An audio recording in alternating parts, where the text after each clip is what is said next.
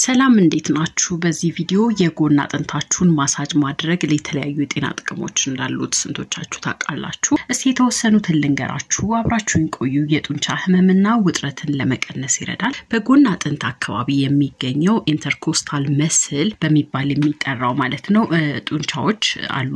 እነዚህ ጡንቻዎች በስራ ምክንያት በስፖርት ወይንም በሌሎች ምክንያቶች ሊወጠሩ ህመም ሊሰማቸው ይችላሉ።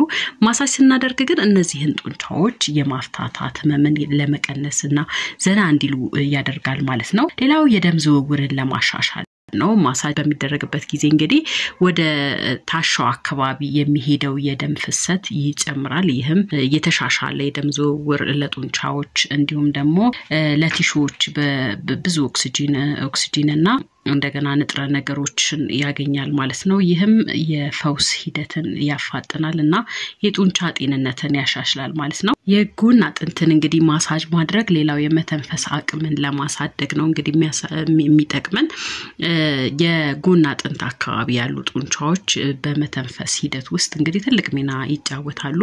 እነዚህ ጡንቻዎች ውጥረት ሲበዛባቸው ትልቅ ትንፋሽ ለማውጣት ሲቸገሩ እንግዲህ ማሳጅ በማድረግ ማገዝ እንችላለን። ማሳጅ ስናደርግ እንግዲህ ጡንቻዎቹ ዘናን በማድረግ ሳምባዎች ሙሉ በሙሉ ሰፋ እንዲሉና የተሻለ የአየር ዝውውር እንዲኖር ያደርጋል ማለት ነው። ይህም ደግሞ የመተንፈስ አቅምን ያሳድጋል። ሌላው ጭንቀትንና ውጥረትን ለመቀነስ ነው። ማንኛውም አይነት ማሳጅ እንግዲህ በአጠቃላይ ውጥረትን ለመቀነስ ይረዳል። የጎን አጥንት ማሳጅ ደግሞ በተለይ የሰውነት ፓራሲምፓቴቲክ ነርቨስ ሲስተምን በማነቃቃት የመረጋጋት ስሜትን ያመጣል። ይህም ጭንቀትን ለመቀነስ ፍቱን ነው ማለት ነው። ቀጥሎ የሚጠቅመን እንግዲህ እንቅልፍን ለማሻሻል ነው። ዘና ያለ አካል እንግዲህ ማሳጅ በማድረግ ዘና ያለ አካል ካለን የተሻለ የእንቅልፍ እንድንተኛ እንደገና የጎን አጥንት ማሳጅ ደግሞ በተለይ ጥሩ እንቅልፍን መረጋጋትን ያመጣል ማለት ነው።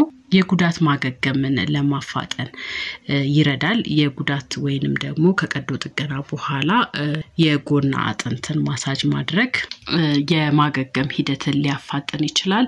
የተሻለ የደም ዝውውርና የጡንቻ መዝናናት እንግዲህ የፈውስ ሂደቱን ሊያፋጥን ይችላል ማለት ነው። እነዚህን ጥቅሞች እንግዲህ ለማግኘት ማሳጁን በሚገባ በሰለጠነ ሰው ቢደረግ ጥሩ ነው።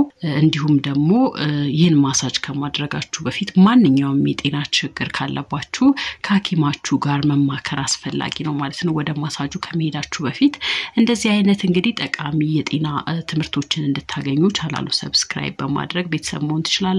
በየቀኑ የጤና ቪዲዮዎች እንዲሁም ደግሞ የውበት ቪዲዮዎች ይደርሷችኋል ማለት ነው። በቀጣይ ቪዲዮ በሌላ ርዕስ እንገናኛለን። እስከዛው ድረስ በያላችሁበት የዓለም ዳርቻ ሰላማችሁ በዝት ይበልልኝ። ቻው ቻው።